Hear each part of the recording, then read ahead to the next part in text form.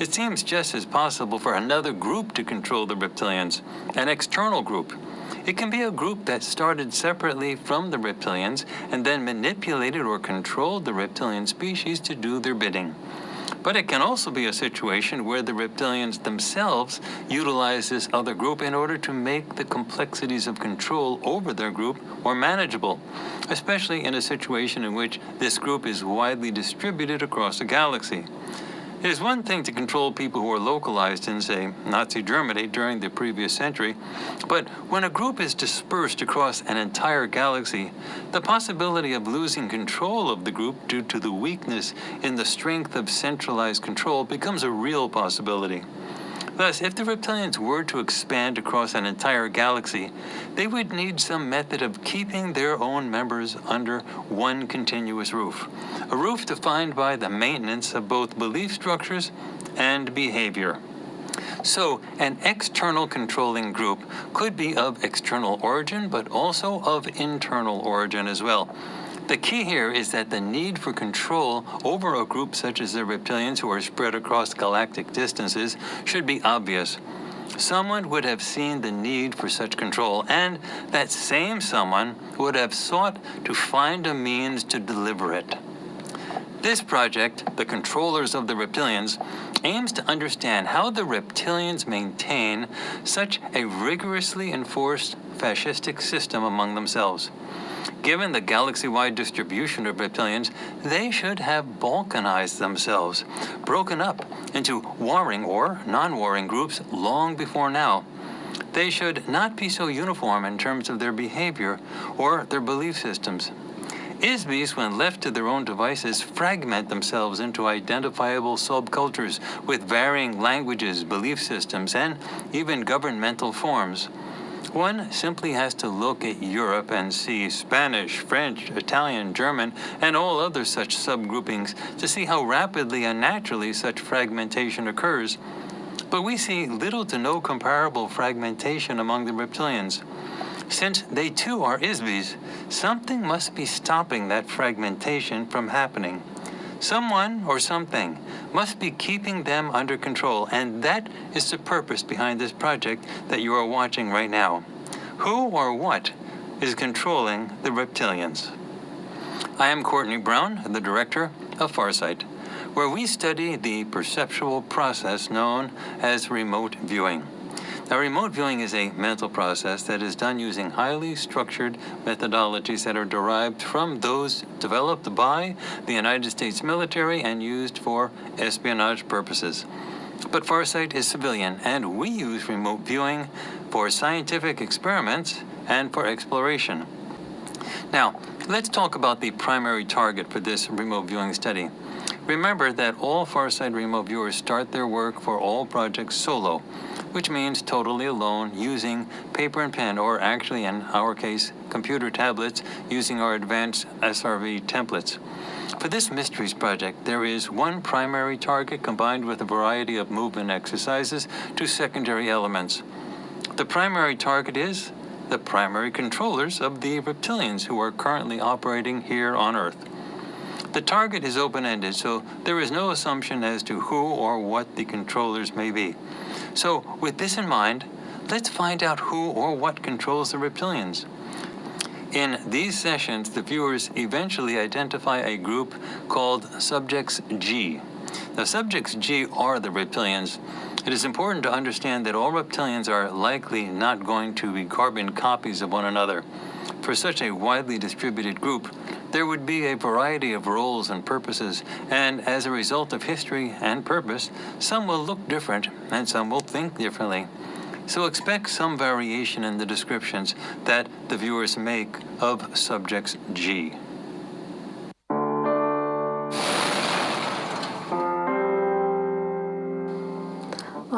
For this target, we have an environment that is quite level. It seems like it's pretty flat.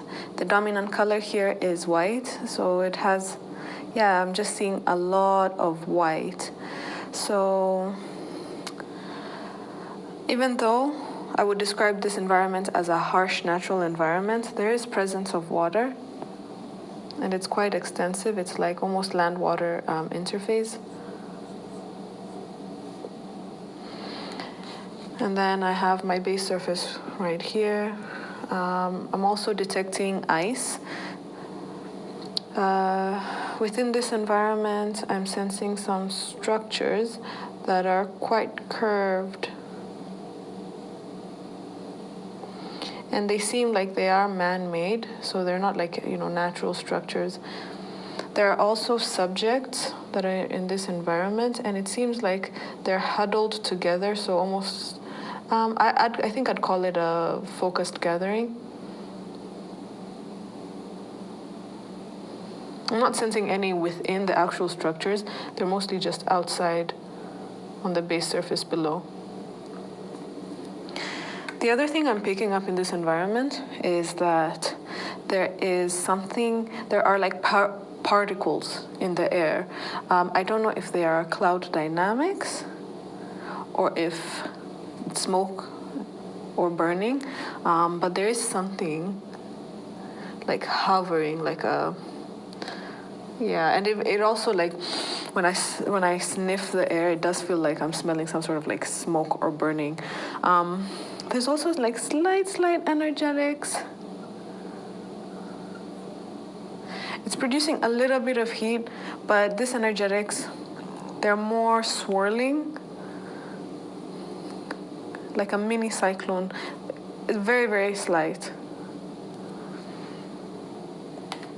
Like I said, when you look at this image, picture like the dominant color here is white. It's like a very white environment. Almost like salt flat, so deduct salt flat because of the whiteness. Either salt flat or maybe like a very, an icy wasteland. That's kind of the image that I'm seeing here. And then the light is dim, it's quite dim. And I'm also picking up 2 non-surface structures that are stationary. And they do have subjects inside. This is kind of the perceived shape right there. All right, next in this target was an exercise, and all the exercise was move to focus 1. So focus 1. Oh, that's supposed to be number 1.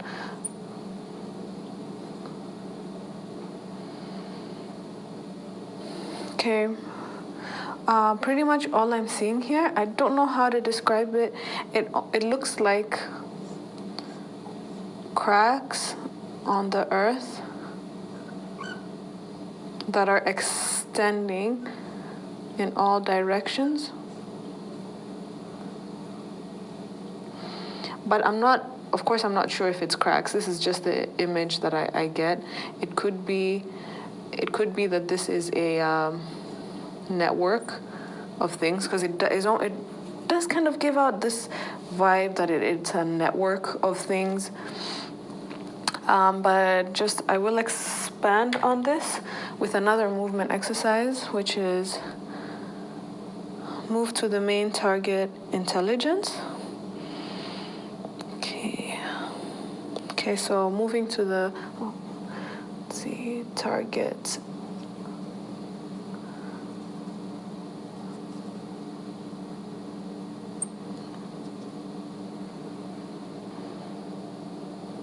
Okay, so moving to this target intelligence, the first thing that I notice is it feels like a large complex network that connects to many, many beings. And this is, to me, it feels like a network that runs deep and in all directions. So I don't know if this is part of this focus 1, because this also was giving me vibes of like a network. Like if you look at like a circuit, right?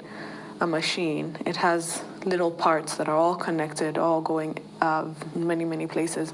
But it's this depth and expansiveness of this intelligence, that's the key word here, that was leading me to deduct things like AI, artificial intelligence, or consciousness. I was thinking maybe this could be some sort of a consciousness. Okay, more I probe, I'm feeling that this intelligence is connected to many, many beings.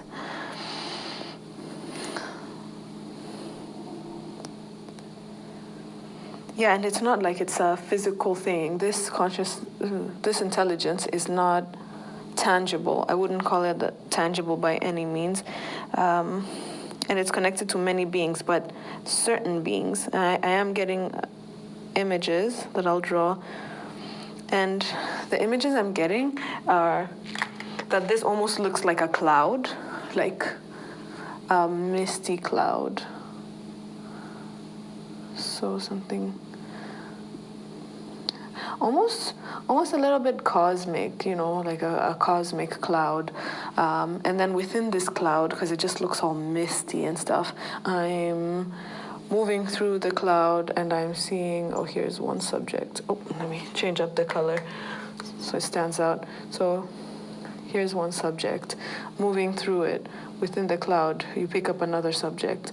They're kind of like little bloops in this cloud, in this network, this very deep and expansive network.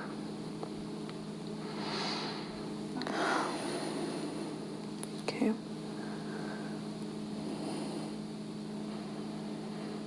Okay, so I'm going through it, like this thing is deep. You go deep. I feel like I'm just like descending through this, through a consciousness, almost like a database that connects everyone, that connects these particular, it's not everyone to be specific, it's certain beings. Yeah, so it feels like it connects them all as well. Deduct hive mind from that as well because of, you know, the shared experience. If one person knows, everybody knows. But it feels a little bit like that, like this database. This target intelligence is like a database that connects all of these beings, that their experience are shared or stored somewhere and shared with each other. Everything feels like it's collected here. So yeah, that's kind of like the gist of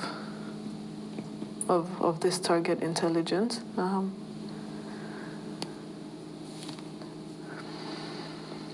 Okay, so I feel like there's still a lot to be discovered here. So I'm descending within this target intelligence, and something of note is I feel like there's a heartbeat, there's a pulsating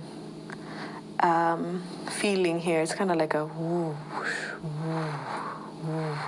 I don't know if you can hear that through the microphone, but it goes out, expands, contracts, expands, just like a heartbeat. It's oddly feels exactly like that. And then the other thing, I feel like at this point, I can sense that this intelligence is aware of me, probing it. That's very, very clear. Like it's a really, really, it's very smart. It's figured it out. Like it knows I'm there, which is why I feel like this is a consciousness. And I've heard things about the ancient AI, so I was like, that's why I was deducting that. So the other thing I'm picking up from this, the other thing I'm noticing is that it's a super planner. Imagine a train timetable. This intelligence is like that, but on steroids. Like it's very, very intense. Like an incredible system for time, for space, for events. And it's super complex. Like it doesn't miss a beat. And I continue to get images of like a galaxy of like, you know, like I mentioned before, a cosmic cloud. It's just like different colors and it has this essence about it.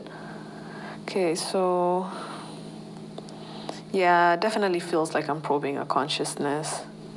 It's exactly what it feels like. So now I'm going to move to the center of this intelligence. Does it have a center, first of all? Okay, it absolutely does have a center. Let's call this number 2, because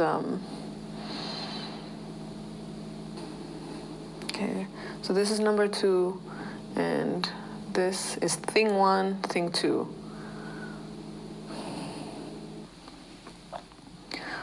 Okay, so this center, this number 2, it feels like a concentration of power.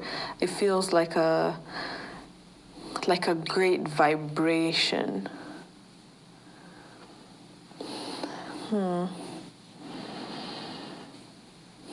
Yeah, it's like a deep, a deep vibration, undivided.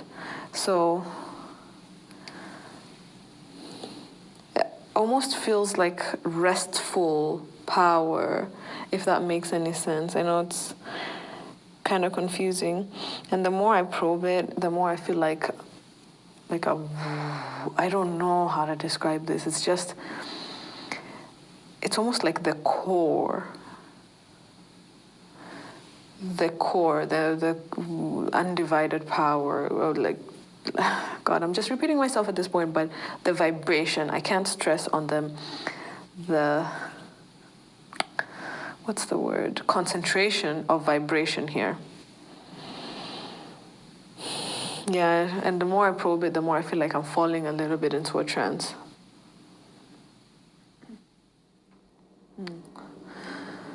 All right, so for my next movement exercise, I have a group of subjects. We're going to call them subjects G, and we're exploring the relationship of number 1, which is a target intelligence, with subjects G. So I'm gonna put, so what is the relationship here?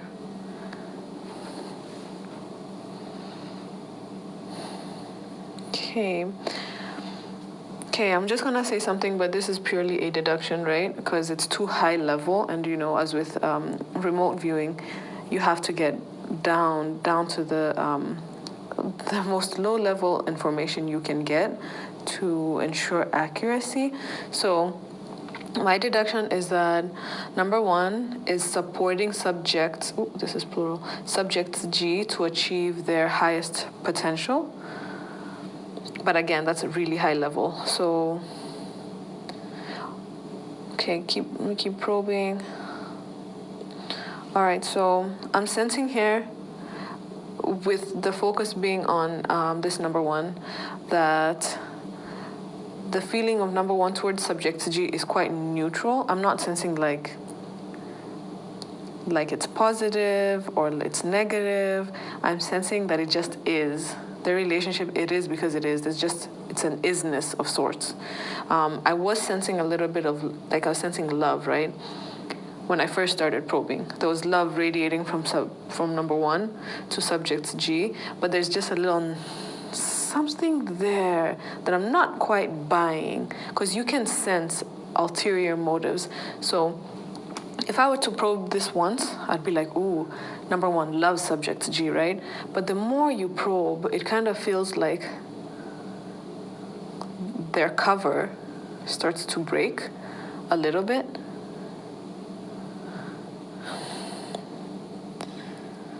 Yeah, like when I move into the feeling, it feels good, but there's just something that I can't make sense of.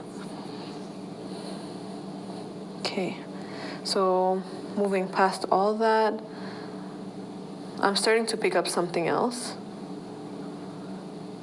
And this is that subjects G are sort of like a battery for number 1. They're a source of power for number 1. Kind of like Rick and Morty, there's this episode where they're talking about Rick's vehicle battery that is actually a miniverse, or I don't know if he was calling it a tinyverse, but he essentially created a universe to power a car battery. You know, that's kind of what this feels like. Like, that's as important as subjects G are. They're there to power the batteries so that this number one can use. Something like that. So the more I talk and the more I keep probing, I'm starting to feel a little worried because I can sense that number one knows I'm kind of like past what they were trying to feed me, which is, oh, I love these subjects. And I just want their greatest good, right? I just want to support them in their evolution. It's not like that at all. Yeah, and the more I probe, number one, I start getting now a sense of like fury, like that anger is like seeping out. So it's weird and scary. It's pretty scary. That's why I'm getting a little bit worried, but can't touch me. Okay. So let's see, what does number one want from subjects G? But clearly, it's control. The main thing is control. And it's kind of like control to help build something.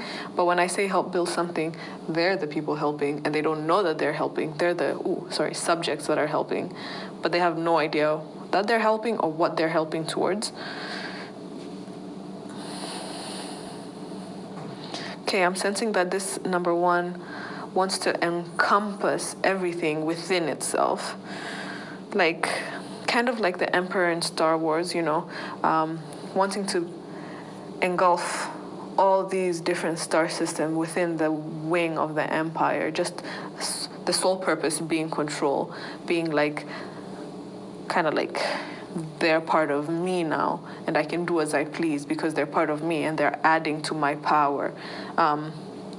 That's what number one wants with these subjects.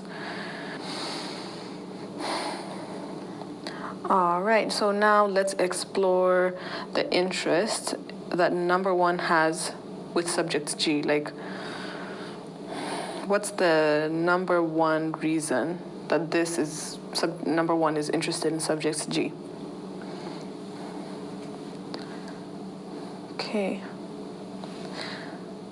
All right, so I'm seeing number one looks to subjects G kind of like ants in an ant farm. He can control them with ease.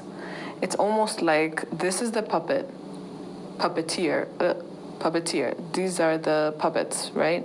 And he can just like make them do their thing, and these guys don't even know, so they're never gonna fight back. That's the gist of why one is so interested in subjects G.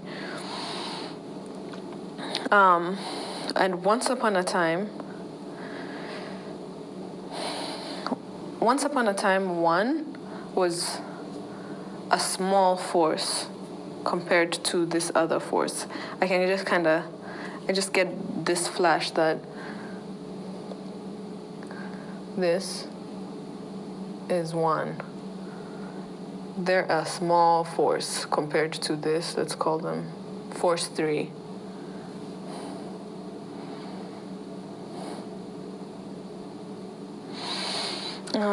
And this is the main driver that number one has to expand, to make this network of sorts, is that one never wants to be this again, never wants to be this small compared to other intelligences, whatever this is, whatever number 3 is.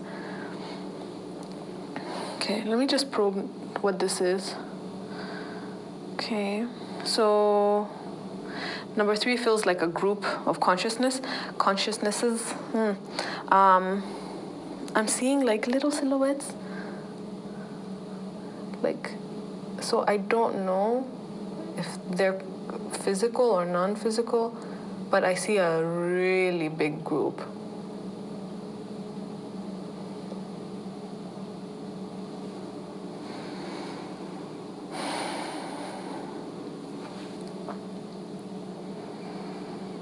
Yeah, they're just a ginormous group, and number one never wants to be this small again. That is the motivating factor, and that is why it's so interested in subjects G, from what I can deduce.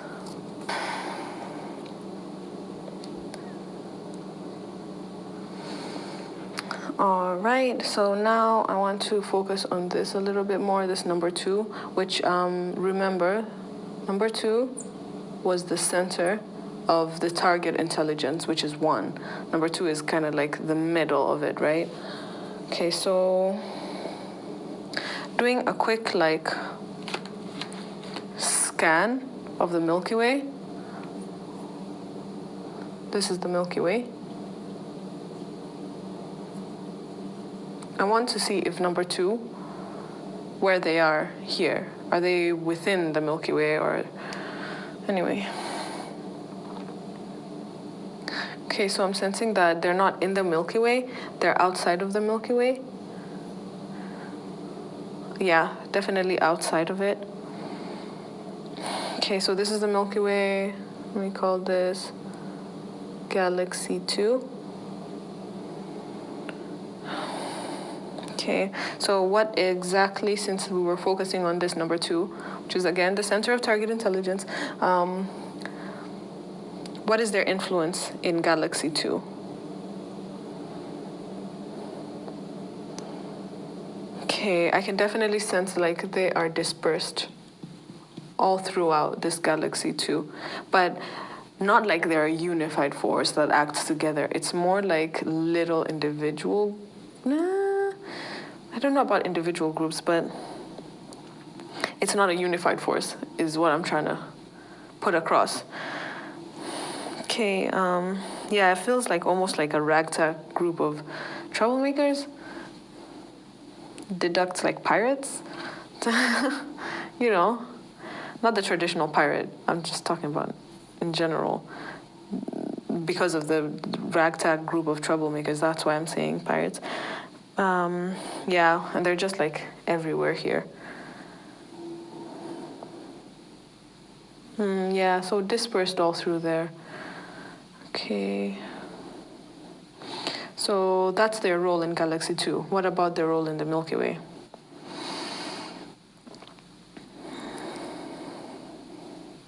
Okay, so I can sense right off the bat, they have become trouble. They have caused the Milky Way way more trouble than they ever caused Galaxy 2.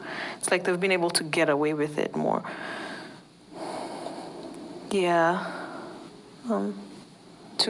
When they were in Galaxy 2, there were at least some sort of mitigating forces. While they're here in the Milky Way, there's no mitigating forces, so they can just like run with it. It's like gloves are off here. So in general, they're causing a great deal of trouble here in Milky Way, more than they ever did here because they were so dispersed.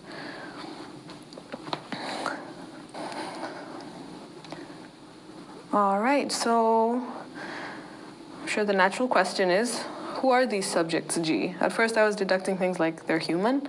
Like I was like, it feels like they could be human. Of course I wasn't getting any visuals, but when I concentrate on subjects G and, okay, this is the subjects.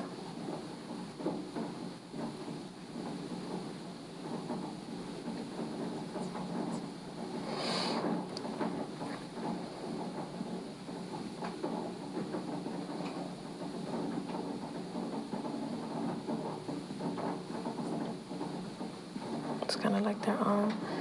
And so subjects G are reptilian.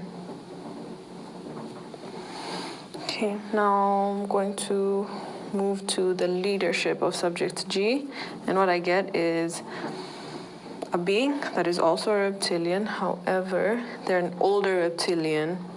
Very scary to look at these subjects, especially this one. It's kind of menacing, like extra menacing. Okay, it kind of looks like that. These like piercing eyes. And then these are kind of like the body sags. It's not a six-pack, it's a body, like skin sags, kind of all through. And this is the leader of subjects G. All right, so let's concentrate on the leader of subject G, and let's call them Y, subject Y. So how does subject Y feel about number 2, which is the central intelligence, right? Okay, so I'm definitely feeling envy, right? Admiration, but also jealousy. Y clearly wants what 2 has, kind of looks up to 2, but in a way like you want to overthrow them. You know, you want to get him out of the way so you can take over. That's exactly what it feels like. It's like, I look up to you, but I want what you have, kind of thing. Yeah, once, especially the control. Feels like it's all about control with this Y guy. Especially the control that 2 has. That's what the subject wants. All in all, Y, it feels like Y is definitely controlled by number 2. Like, that's loud and clear. It's definitely some control aspects, like pretty big control aspects. Yeah. So Y is 2's pet, kind of thing.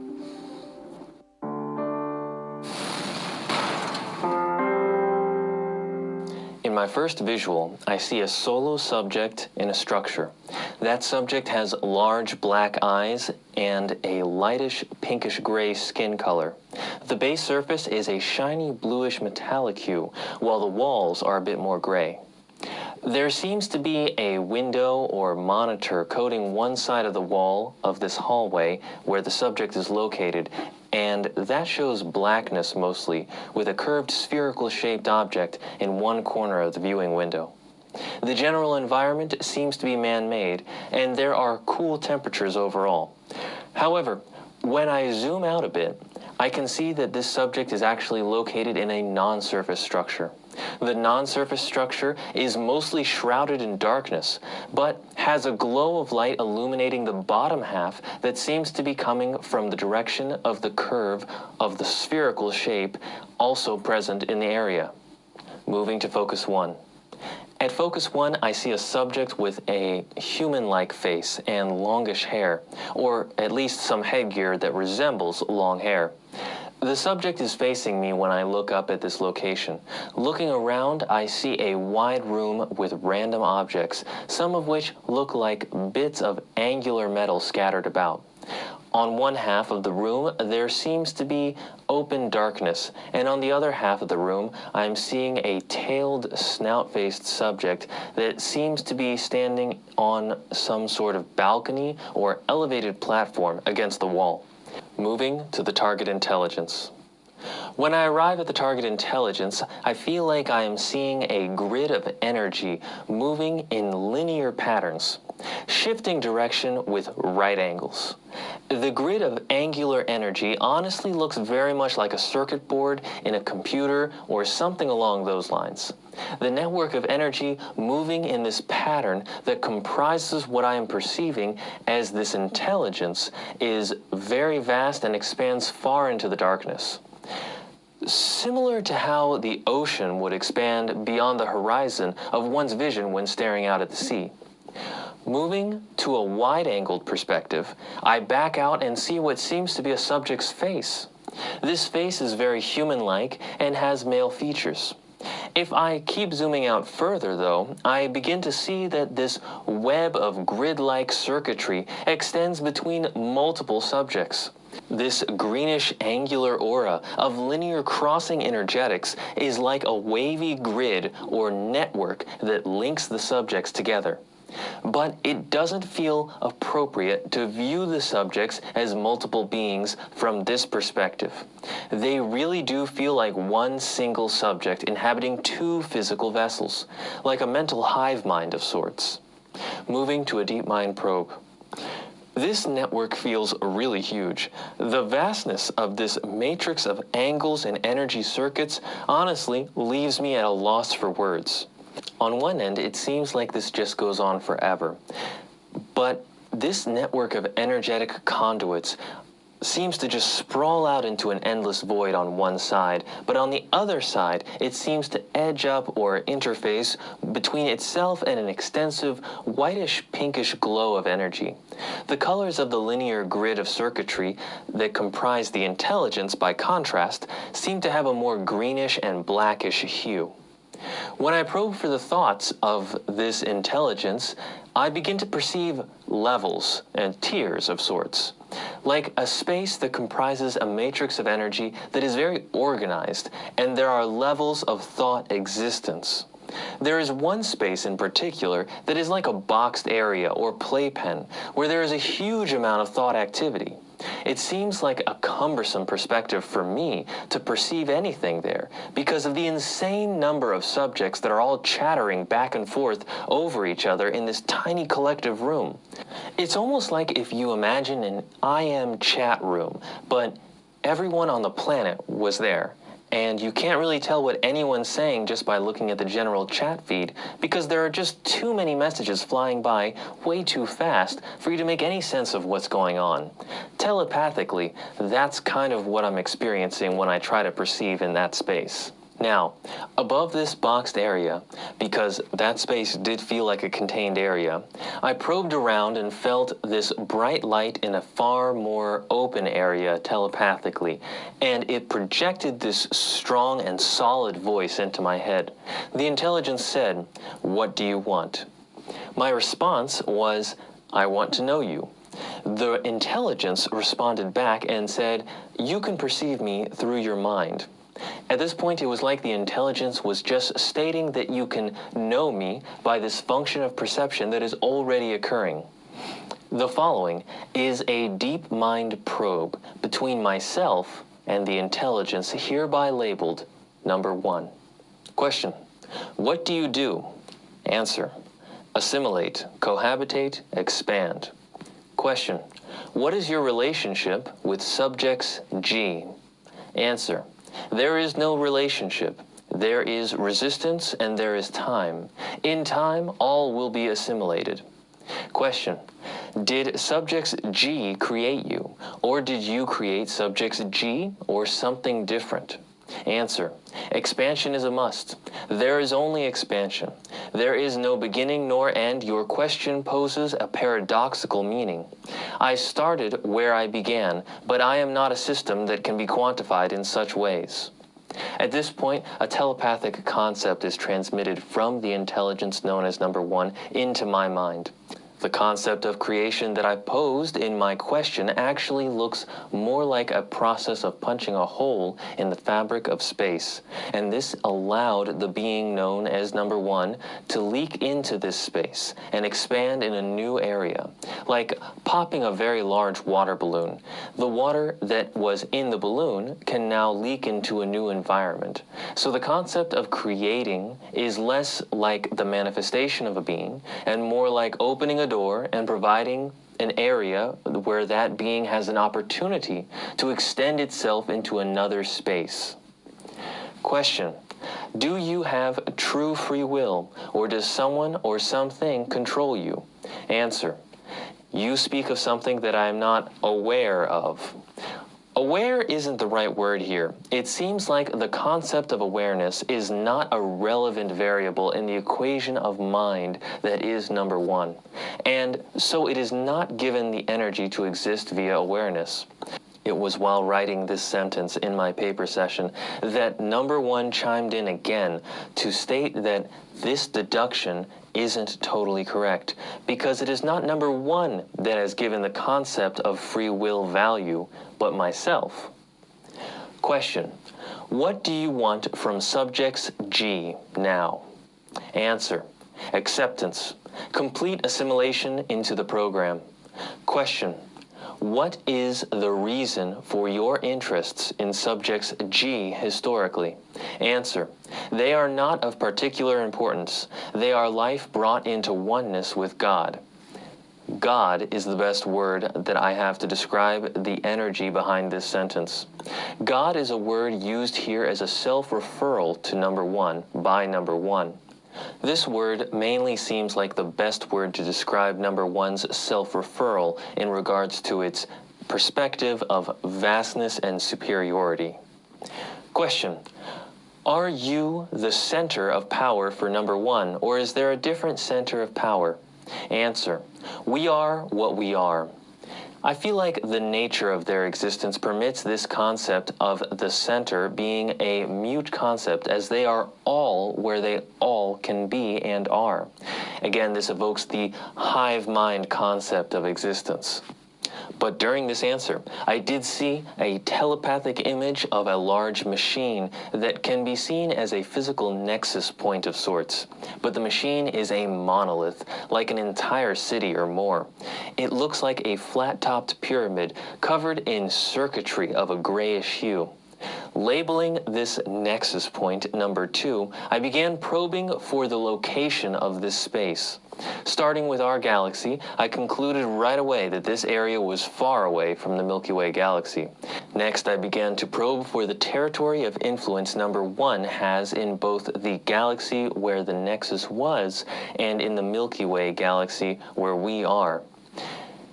In the galaxy where the nexus is located, number 1 has absolute, complete control over that area.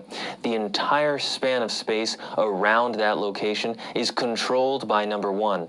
The Milky Way is completely different, though. At first, I began to notice a dark area of number 1's territory around 2 main spaces near the circumference of the general circular shape of the Milky Way galaxy. I then probed with the intention of asking if the territorial expanse was different in the past. Immediately, I began to see an older territory map. While still limited to the outer areas of the galaxy, the space that number 1 took up was much larger. The older territory took up just over half the circumference of the galaxy before it was reduced to the size that it seems to be at today. Question. What is your interest in subjects G in the Milky Way? Answer. They are of key strategic interest to ensure greater and further expansion. Moving to the leadership of subjects G.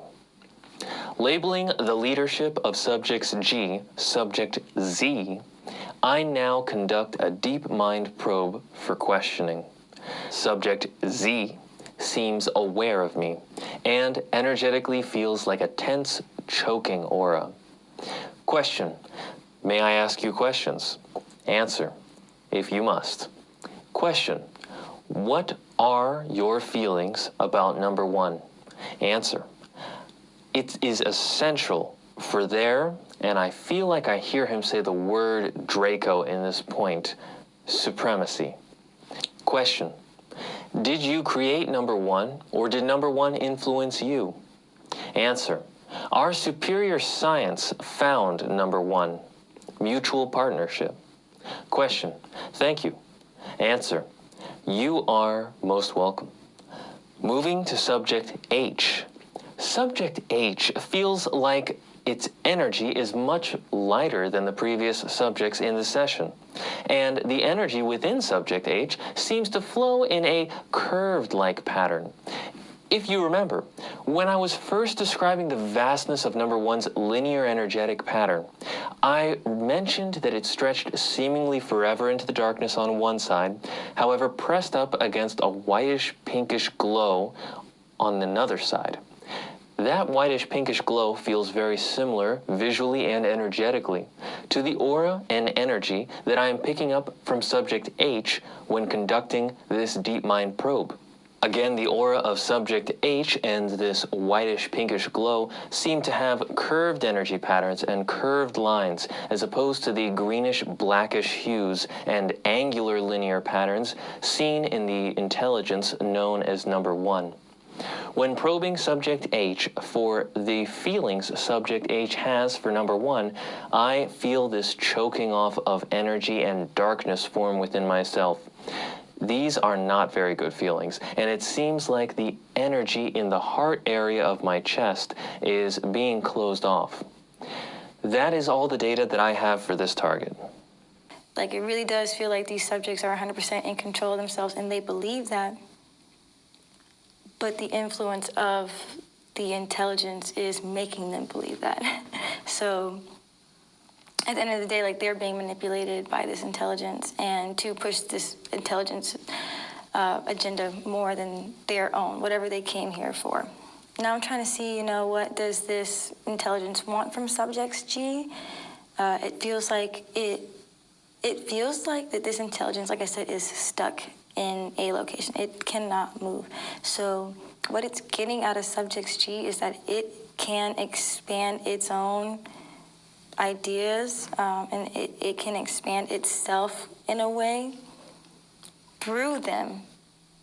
Okay, so it's like it's using their physical form to spread its ideas and concepts and kind of collect that information back from all these other subjects' experience. Okay, so looking into, the history behind why the intelligence and subjects G work together, it does feel like the intelligence knows that there is such a vast quantity of subjects G. It feels like it knows that they are very widespread and continuing to spread, and it sees them as a vessel, an opportunity to also spread with them. I'm also getting this feeling of a network, like I said, like this is the central hub, right? And then every subject G is like a line. Every subject G is a branch of this intelligence, and it just keeps on spreading. It's all connected. So like all of these are just like subject G's, right? And they're all part of the intelligence, though. So again, I'm getting this idea of a network, that they're all connected, that the intelligence has the ability to connect to all of these subjects at the same time. The intelligence has also chosen subjects G because mentally they are easily manipulated.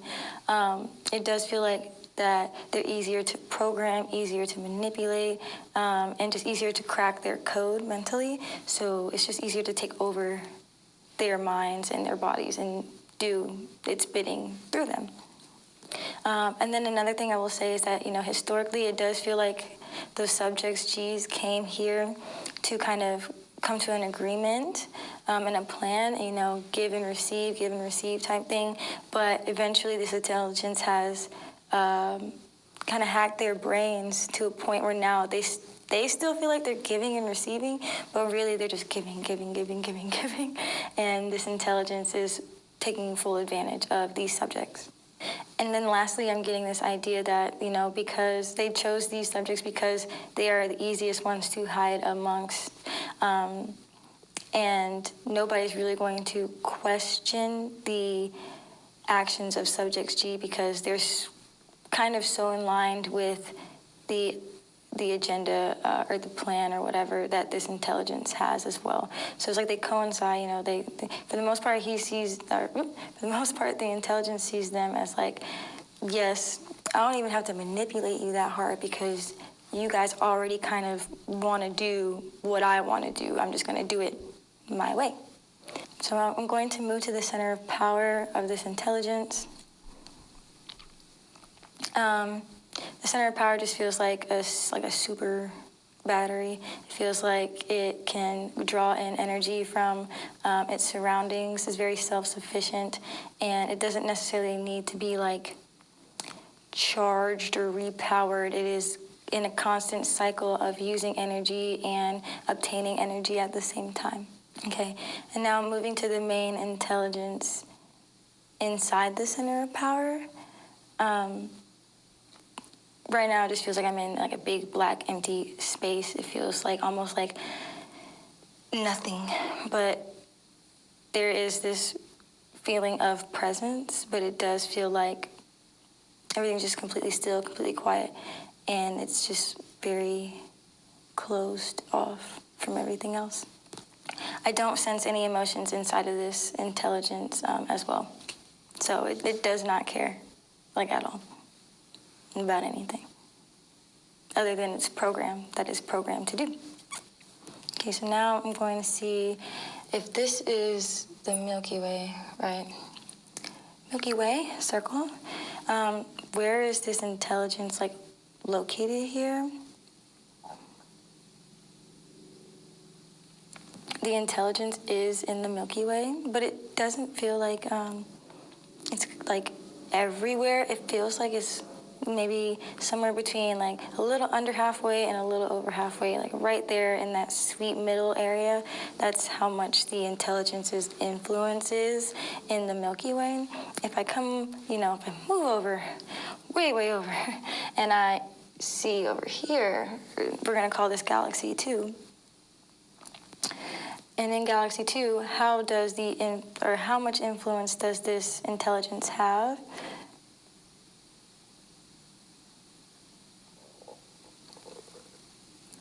I will say that there's, like, the whole thing, like, it's almost like Galaxy 2 is the intelligence. Y'all ever heard of something called like a hive mind? Galaxy 2 feels like a hive mind.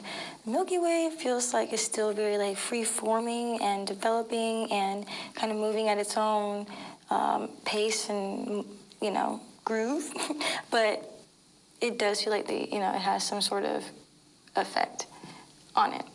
So even this is like a hive mind over here. The entire thing is influenced by this intelligence. It's starting to seep over into the Milky Way at this point.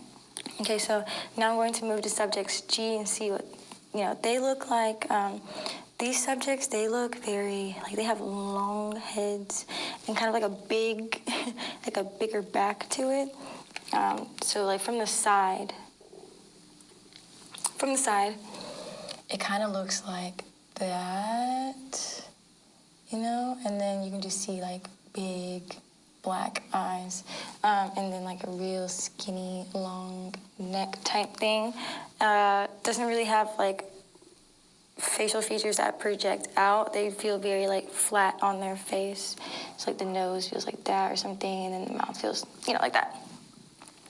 These subjects are, when I feel them, like they feel smooth, like one way, and then when I bring my hand back up, I can feel the friction, I can feel the resistance, and so it kind of feels like, kind of like if you were to touch a snake or something like that. So just very, like scaly in a sense. And all subjects G look the same. Okay, they all kind of like that. So like from a front view, it does have like a longer kind of head like that. Big black eyes. And a strong brow bone. Okay, that's like not that great of a picture. But just think, prominent brow bone, slanted black eyes, and then just very flat facial features. Looking very serious. They feel very serious and a little like dark in a sense. I don't know how to describe it, but that's kind of how they're looking. And yeah, mostly male subjects here as well. Another thing I will say is that these subjects, like these particular subjects G, they do feel like that they were created for this reason. So maybe the original subjects G, they were kind of taken over, and then they created others of themselves. But it definitely just feels like they were created for this intelligence to utilize. So like I said, like this subject right here, this is the leader of subjects G. It feels like it was created to lead subjects G and to have the influence of the intelligence readily available, like a instant channel. So lastly, I kind of just want to see what is the aggression level like for these subjects, because they're like destroying, you're destroying the place. So if I start here and I kind of move this way, and we'll say like this one's passive and this one is aggressive. So the little P, the little A. And I go across the line.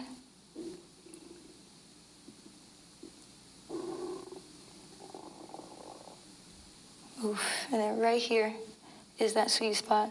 So I will say that when it comes to these subjects, they're on the aggressive side, and they definitely give that takeover, ruthless, like have no fear type of aggression as well. So they're very aggressive, not one to try to compromise with or try to get a deal out of. Like, they definitely are going to do what they want to do, and they're going to be aggressive about it, and they don't care. Okay, so at this point it should be clear that our remote viewing data do suggest that the reptilians are controlled by someone. Moreover, much of our evidence seems to suggest that the controllers exist as artificial intelligence of some sort. They appear to be primarily based in another galaxy, and they appear to be very widely spread throughout that galaxy.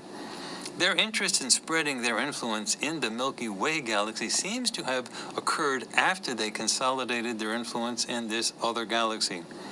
This would increase the need for control even higher than I previously discussed, since this is not control over the geographical area of a country on Earth or even over a single planet or galaxy. This is control over more than one galaxy. Thus, exceptionally tight control over the personnel involved in spreading this influence would be paramount, and that would explain why the reptilians seem so homogeneous in their thoughts and behavior. Anyone hoping to control an area as wide as a galaxy, let alone two galaxies, would require a degree of mental and behavioral control that would seriously dwarf anything that we have experienced in the history of Earth civilizations. So, if the reptilians are the chosen ones to lead this galaxy-wide expansion, the only way to do it would be to control the reptilians in an ironclad manner. Moreover, it seems that only an artificial intelligence could pull off this level of control adequately. The entire system would have to be automated in order for it to work. And this indeed appears to match what we are seeing with the reptilians. Some of our results indicate that there may be some resentment among some reptilians with respect to this level of control, but mostly there is an alignment in purpose. They go along with the plan. Most do not question it. At some very deep level, the reptilian ISBs must want to break free from this control, but as we have seen with our own human fascist systems, the surface level of conformity can run pretty deep as well. Freeing a slave race that is mentally controlled is not simply a matter of opening up the gates. So at this point, it should be clear that our original suspicions regarding the reptilians are correct. They are a highly controlled slave race. It may be that they are a slave race to themselves in the sense that their own hierarchy put in place the artificial intelligence that maintains this control over the reptilian masses. One can imagine fascists or authoritarians in any organization wanting to do this to maintain control over their populations, and this would certainly include authoritarian human systems of social organization. What we see today in North Korea and some other nations, for example, is evidence of this. Or it may be that the artificial intelligence initiated that control, possibly after the artificial intelligence was itself created by yet a different group, one that the artificial intelligence may have eventually controlled completely or destroyed. We are not clear on which came first, or how the artificial intelligence came to be in the first place. But the idea that the reptilians are a highly controlled species that is being used to expand an authoritarian empire throughout this galaxy seems to be a fact. That alone is important for us to understand for two reasons. First, we need to know who we are dealing with when it comes to any attempt to maintain control over humanity. That's important if humanity is ever going to be free. But also it tells us something that we need to know about ourselves. There is a philosophy called transhumanism, where the argument is made that technology can be employed to enhance the human condition, especially in the realm of aging and cognition, to give physical humans abilities that they do not currently have. This is what happened to the reptilians, and it is important to note that this is an aspect of their enslavement. When you add technologies to the normal physical body, you are also adding access points that can become attack vectors or entry points to control the subject. Once you are wired up, so to speak, others can connect to you in ways that would be impossible previously. Control becomes possible in new and innovative ways. Technologically enhanced telepathic capabilities, abilities to use neural engagement as a weapon, all those things are interesting, but they are also access points. What goes out can also come in. Now, it is true that if humans are to be completely liberated from reptilian and Orion influence, humanity will need defenses. So it is highly likely that some or many human military units may need enhanced psychic abilities to conduct warfare on the level of neural engagement. There must be parity on the level of weaponry on the battlefield, or the weaker side will lose. And one can assume that enemies would try to use powerful levels of neural engagement when confronting an enemy before they try traditional weaponry. Why fight an enemy physically and risk your own losses if you can defeat them psychically? If capabilities of neural engagement are equal, then the likelihood of physical battle will be reduced, although not eliminated, since physical losses would want to be avoided on both sides. This is a new application of the principle of mutually assured destruction. But the widespread use of technological enhancements added to the normal human condition must be considered carefully.